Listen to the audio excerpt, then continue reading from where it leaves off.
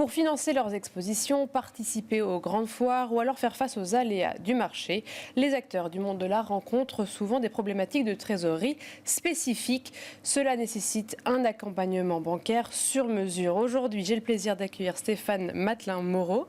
Bonjour Stéphane. Bonjour Sybille. Alors vous êtes senior advisor au sein de la banque privée Neuflize OBC, expert du marché de l'art. Et ensemble, nous allons décrypter les besoins financiers de ces professionnels et explorer les solutions qui leur sont proposées. Tout d'abord, alors le département destiné à accompagner ces professionnels a 25 ans. Est-ce que vous pouvez nous expliquer en 2000 pourquoi est-ce que vous avez ressenti ce besoin de créer ce département alors que d'après ce que j'ai compris, c'était plutôt une tendance générale contraire? Le contraire, une forte crise était intervenue à la fin des années 80. Donc dans les années 90 à 95, tout le marché a été gelé au niveau de l'art. Cette bulle Internet, en fait, cette bulle de l'art contemporain, il y avait aussi Internet à l'époque, mais qui a explosé, en fait, et toutes les banques qui étaient spécialisées dans ce secteur ont décidé d'arrêter. Oui. Donc quand j'arrive en 2000, donc chez OBC, qui ensuite a fusionné 6 ans plus tard avec Neuflize, pour devenir Neuflize OBC, quelques marchands d'art, commissaires-priseurs et galeristes en art contemporain, en gros une douzaine, étaient centralisés dans un portefeuille que j'ai repris. Oui. Et finalement, c'est en les rencontrant au cours de l'année 2000 que l'un d'entre eux m'a dit: vous devriez vous spécialiser dans l'art comme vous êtes spécialisé dans le domaine du cinéma. Donc, utilisez ces savoir-faire de niche et spécialisez-vous, et ce que j'ai fait.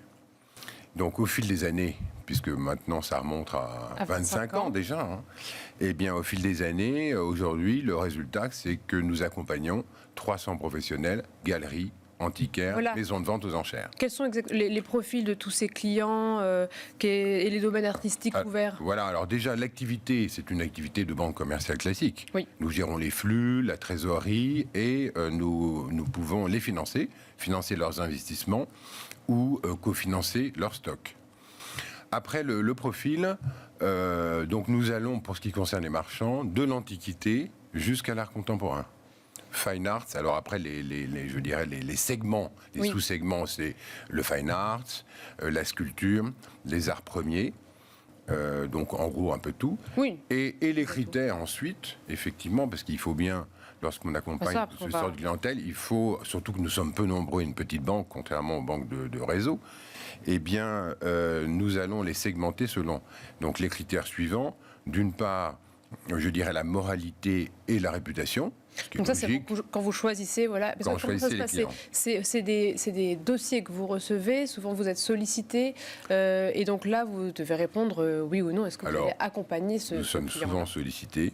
Donc la recommandation, je dirais que c'est quand même le principal vecteur et la principale source aujourd'hui d'alimentation de notre clientèle, de notre portefeuille. Mais parfois, il y a quand même des galeries, notamment étrangères, qui m'intéressent. Et à ce moment-là, je vais essayer de les approcher d'une manière ou d'une autre. Hein, et souvent, effectivement, par relation. Bien sûr. Alors, oui. Et donc après, quand elle vous le sollicite, vous avez plusieurs critères. À ce moment-là, les critères sont les suivants: moralité, réputation. Ensuite, le professionnalisme, c'est ça le plus important. Si on est sur le marché primaire, c'est-à-dire une galerie d'art contemporain qui représente des artistes, eh bien, le professionnalisme, c'est la capacité du marchand d'art, du galeriste, à trouver l'artiste, d'une part, et ensuite, très important, de le conserver. Parce que malheureusement, une petite ou moyenne galerie, quand je dis petite et moyenne, ce n'est pas péjoratif, mais en termes de taille, oui, en termes de taille. Arrive à faire connaître un artiste et à le développer. Souvent, après, vous avez les grandes galeries qui ont plus de moyens, plus de réseaux, qui ont accès aux foires internationales et qui, du coup, seront tentés par le faire venir au sein de leur clientèle. Voilà. Et enfin, le troisième grand critère, c'est la solvabilité et la taille de l'entreprise. Alors que, enfin, de la galerie, comme on est encore une fois peu nombreux, on va miser un certain niveau de minimum de flux à gérer. Est-ce que vous pouvez nous expliquer pourquoi le marché de l'art, en tout cas les acteurs du marché de l'art, ont des besoins financiers propres, qui leur sont propres? Alors, pour ce qui concerne un marchand, les besoins financiers, c'est... alors, si on est sur le marché secondaire, c'est-à-dire l'achat et la revente, simplement, Eh bien, je dirais qu'aujourd'hui, dans l'art contemporain et l'art moderne, qui constitue chez nous 80% des flux, en fait, eh bien, pour un marchand, ce qui est compliqué à constituer et à financer, c'est un stock. Car le stock vaut de plus en plus cher sur des artistes connus. Le stock, c'est en fait le stock, c'est-à-dire les œuvres d'art qui font partie de l'inventaire d'une galerie. Et à ce moment-là, on cofinance ce stock en prenant en garantie éventuellement même des œuvres du stock, et ce qui permet aux marchands d'avoir de la trésorerie pour saisir des opportunités d'achat. Voilà, parce qu'en fait, c'est un défi de trésorerie. Un défi de trésorerie, comme toujours dans ces métiers. Et alors ça, c'était le marché secondaire. Et sur le marché primaire, c'est-à-dire la représentation d'artistes, eh bien, s'il s'agit de sculpture ou d'une performance importante, le coût est important. L'artiste n'a pas les moyens forcément de les financer. C'est donc la galerie qui prend le relais. Et à ce moment-là, nous préfinançons en fait la représentation future, sachant que la galerie sera rémunérée le jour où les œuvres sont vendues. Bien sûr. Et donc vous devez avoir une visibilité sur la sortie, bien sûr. C'est ça. Le dénouement de l'opération. Est-ce qu'il y a des projets justement plus réguliers que vous accompagnez? Vous avez dit que vous accompagnez principalement des galeries d'art contemporain, de première mâchée. Est-ce que vers quel projet se tournent la plupart des clients que vous accompagnez? Alors les projets, les autres segments, parce que nous accompagnons les galeries, mais aussi, comme je vous le disais, les maisons de vente, qui sont des intermédiaires, eux, de flux. Donc il y a moins de financement, sauf des investissements plutôt matériels. Et donc là, nous les accompagnons. Alors après, les autres personnes, les autres acteurs du marché, ce sont les architectes décorateurs, aussi où nous sommes présents, les fondations privées et tout ce qui est métier d'artisanat. Voilà. Après, les projets spécifiques, on peut être sollicité, ça peut être un projet parfois public, mais c'est assez rare quand même, mais on intervient plutôt sur des acteurs privés, ou un projet public, mais dont le commissariat est assuré, par exemple, par un professionnel qui, lui, est privé et que nous pouvons donc accompagner dans le financement de manière ponctuelle. Est-ce que vous avez différentes manières d'accompagner financièrement tous ces projets? Quel type d'accompagnement est-ce que vous proposez? Alors, je dirais qu'on va en citer deux. Oui. C'est-à-dire le moyen le plus simple, au vu d'un bilan, car nous avons quand même une analyse bilancielle, c'est quand même un secteur financier. Donc on peut mettre en place en fait un découvert, c'est un moyen simple d'utilisation, où là je dirais qu'on ne va pas faire une analyse très, très approfondie mais suffisante. On analyse le risque et le client, avec ce découvert, fait ce qu'il veut, gère sa trésorerie et il rembourse, il l'utilise. C'est quelque chose de fluctuant, un découvert. Après, le deuxième type d'accompagnement financier, c'est bien sûr un crédit. Qui lui va être en général sur 2-3 ans, voire plus, légèrement plus, et qui lui va accompagner un vrai projet, par exemple, d'acquisition d'un esthète. C'est-à-dire un artiste qui meurt, les héritiers veulent vendre, c'est ce qu'on appelle l'esthète, et à ce moment-là, le galeriste a intérêt à acheter l'ensemble de l'héritage.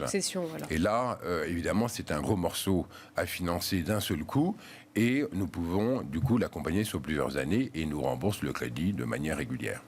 Et là, donc, ça fait 25 ans que vous avez créé ce département. Est-ce que vous avez vu des évolutions au sein des demandes de vos clients? Est-ce que, je ne sais pas, peut-être que le numérique a changé beaucoup de choses? Est-ce que vous voyez, dans votre accompagnement, est-ce qu'il y a eu des gros changements majeurs? Moi, les gros changements que j'ai pu voir en 25 ans, c'est déjà qu'à l'époque, j'ai démarré plutôt avec des marchands d'art anciens. C'est-à-dire avec le mobilier 18e, avec les tableaux anciens. Et qu'aujourd'hui, je dirais que ce marché-là, c'est quand même beaucoup de contracté, avec une baisse de valeur. Et aujourd'hui, je dirais que la majeure partie de nos flux, comme je le disais un peu tout à l'heure, c'est l'art contemporain et moderne. Deuxième constat, quand j'ai démarré, c'était plutôt l'Europe, une certaine élite européenne et américaine qui achetait des œuvres. Aujourd'hui, le marché s'est totalement mondialisé. Et les moyens digitaux, effectivement, ont accéléré ce phénomène, puisqu'aujourd'hui, tous les continents, en gros, alors à leur tour, Hein, on sait qu'aujourd'hui, la Chine, ça a beaucoup diminué. Voilà, ça fluctue. La Russie, pour les raisons qu'on connaît aussi. Bon, puis ça reviendra d'une manière ou d'une autre. Alors que les États-Unis, suite à septembre 2001, les Américains bougeaient moins, ils achetaient moins, et puis ils sont revenus en puissance depuis maintenant plusieurs années. Et du coup, tout ça se compense. Oui, donc vous avez vraiment des acteurs internationaux. On a des acteurs internationaux, et surtout les clients de nos clients sont souvent très internationaux.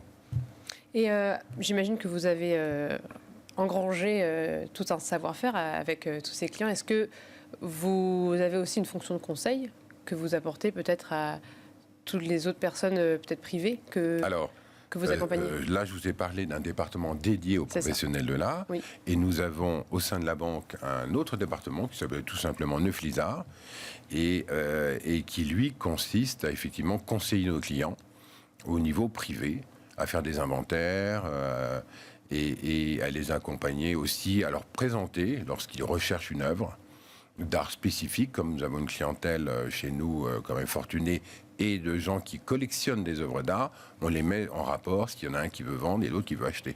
Donc, en général, on connaît bien notre clientèle, et pour ceux qui achètent, on sait ce qu'ils cherchent. Et donc du conseil en acquisition aussi. Un conseil. Alors en acquisition, on n'est pas advisor, hein, parce que ça c'est quand même encore un autre métier, mais on peut les orienter, on peut leur donner des idées, notamment à la vente, lorsqu'il s'agit que lorsque nous avons à gérer malheureusement beaucoup de successions, on les oriente sur les enchères, sur les ventes privées, on les entoure d'une manière générale. Et à ce titre-là, nous avons aussi un autre département d'ingénierie évidemment patrimoniale qui là va les guider sur le plan des orientations juridiques et fiscales.